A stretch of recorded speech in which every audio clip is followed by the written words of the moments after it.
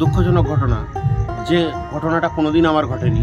আমি যখন সাপটি আলমারির মধ্যে বের করতে যাই, ঠিক সেই মুহূর্তে আমার এই টাঙের যে স্প্রিং, এই যে টাংটা দেখতে থাকুন, এই স্প্রিংটি আলমারির যে কাঁচ, সেই কাঁচে লেগে ওই স্প্রিংটি উড়ে যায়, যার ফলে আমি অসহায় বোধ করি যে এই মুহূর্তে যদি আমি সাপটি রেস্কিউ না করে বেরিয়ে আসি তাহলে কিন্তু ফ্যামিলির লোক বিপদে পড়বে। আবার আমি যদি খালি হাতে সাপটি রেস্কিউ করি তাহলে কিন্তু আমার যে কোনো মুহূর্তে লাইফ রিস্ক হতে পারে।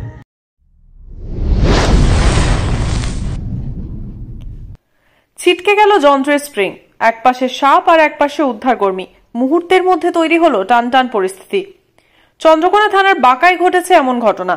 দিন কয়েক আগে রাত 10টা নাগাদ বাঁকার এক গৃহস্থের বাড়ি থেকে বন দপ্তরে খবর আসে একটি গোখুরো সাপ একটি ইঁদুরকে তাড়া করে আলমারিতে ঢুকে পড়েছে। সেই মতো উদ্ধারকারী টিম যায় তাদের বাড়িতে। টিমের প্রধান সদস্য ছিলেন মলয় ঘোষ।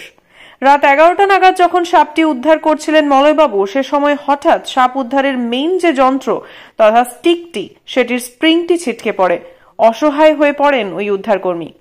বহু বছর ধরে উদ্ধারকর্মী হিসেবে বিষধর সাপ উদ্ধার করে আসছেন মলয়বাবু। বিপদের মুখে কি কাজ করলো এতদিনকার অভিজ্ঞতা, কি হলো তারপর নিজের চোখেই দেখুন। ব্যুরো রিপোর্ট, আমি সংগীতা শিরোমণি, স্থানীয় সংবাদ।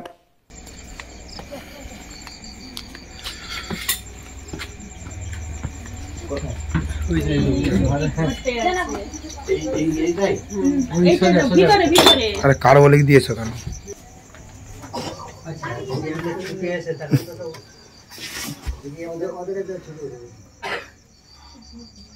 ওই আলমারির পেছনটায়, পশ্চিম দিকের আলমারিটা, ওইটা এইটার পেছনে? হ্যাঁ, এই পেছনে, এইটা এইটা এইটা হ্যাঁ, ওইটার পেছনে ঢুকেছে। ওই জায়গা থেকে ওই জায়গা কি পেছনে জানলাটাই আছে না কি? জানলা একটা আছে, কলঙ্গার মতো একটা। এখানে কোথা কলঙ্গা? এই যে এইটা আছে না, সাপটাকে আমরা শেষ দেখেছি ওই কোনটায়। কোন কোনটায়?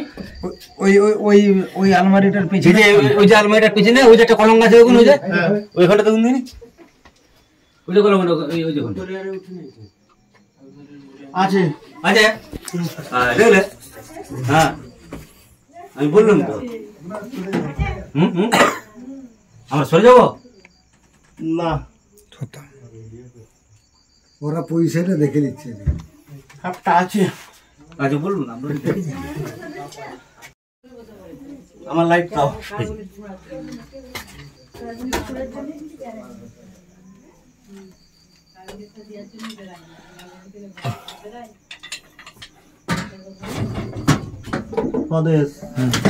নেমে পড়ছে নিচে।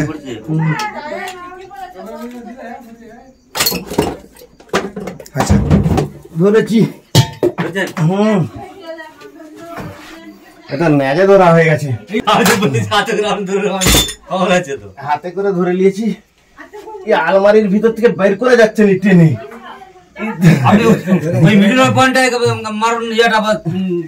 না না না, কোনো অন্য মানুষ করবে না, তোমরা চুপ করো।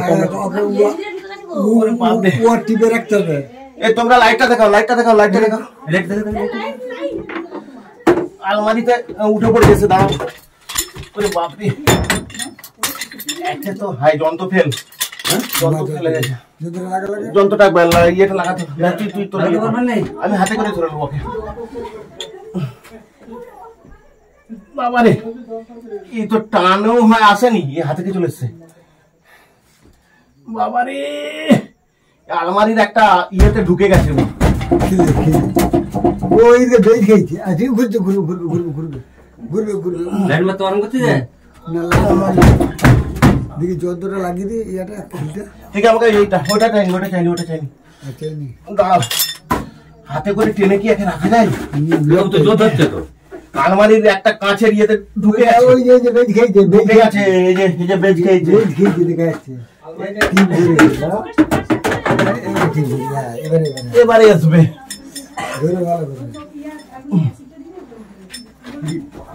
বাবারে, নমস্কার, আমি Malay Ghosh, wild life rescuer. প্রায় রাত্রি 11টা নাগাদ ফোন আসে চন্দ্রকোনা থানার ভবানীপুর গ্রাম থেকে ধ্যানেশ্বর বিশালের বাড়ি থেকে যে ওনার বাড়িতে একটি বড় গোগ্র সাপ প্রবেশ করেছে। যেহেতু উনি ফরেস্ট ডিপার্টমেন্টে ফোন করেছেন, আমি ডিপার্টমেন্টের তরফ থেকে ওই ভবানীপুর গ্রামে গিয়ে পৌঁছাই, চন্দ্রকোনা থানার ভবানীপুর গ্রামে।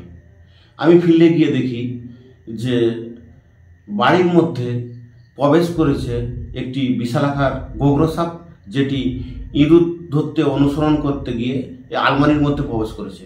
আসল কথা, যখন ওনার ফ্যামিলির লোক বাড়িতে খেতে বসেছিল তখন প্রায় 10:30। খাবার সময় দেখে না একটি গোগ্র সাপ ইঁদুরকে অনুসরণ করে আলমারির মধ্যে প্রবেশ করেছে। আমি ফিল্ডে গিয়ে পৌঁছালাম।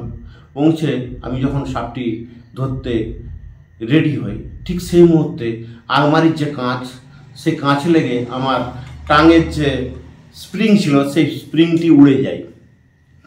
আমি খুব অসহায় বোধ করি। অসহায় বোধ করে আমি ভাবলাম যে এই মুহূর্তে যদি আমি সাপটি রেস্কিউ না করে বেরিয়ে যাই তাহলে কিন্তু বাড়ির লোক মহা বিপদে পড়বে। আবার আমি যদি খালি হাতে সাপটি রেস্কিউ করি আমি মহা বিপদে পড়ব। কিন্তু দীর্ঘদিনের অভিজ্ঞতা থাকার জন্য খালি হাতে আলমারি থেকে আমাকে সাপটি রেস্কিউ করতে হলো।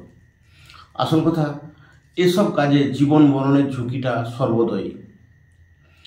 আমি দীর্ঘদিনের অভিজ্ঞতা থাকার জন্য খালি হাতে সাপটি রেস্কিউ করলাম। আমাদের এই কাজটি হচ্ছে জীবন মরণের খেল। যদি আমি এই মুহূর্তে বেরিয়ে যাই তাহলে কিন্তু বাড়ির লোক মহা বিপদে পড়বে। তাই দীর্ঘদিনের অভিজ্ঞতা থাকার জন্য আমি সাপটি আলমারির মধ্য থেকে খালি হাতেই রেস্কিউ করলাম। আসল কথা, মানুষের আশীর্বাদ পাশে আছে।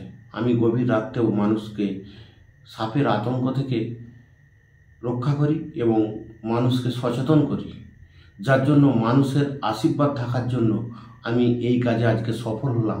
খালি হাতেই সাপটি রেস্কিউ করলাম। দেখতে থাকুন সেই ভিডিও, খালি হাতে কীভাবে আমি আলমারির মধ্য থেকে এই বিশালাকার গোগ্র সাপ রেস্কিউ করলাম। মানুষের আশীর্বাদ থাকার জন্যই এটি আমি আজ সফল হলাম। নমস্কার, আমি সংহিতা শিরোমণি। ঘাটাল মহকুমার সমস্ত খবর সঙ্গে সঙ্গে পেতে হলে আমাদের স্থানীয় সংবাদের ইউটিউব চ্যানেলটি সাবস্ক্রাইব করুন এবং ফেসবুক পেজটি লাইক করুন।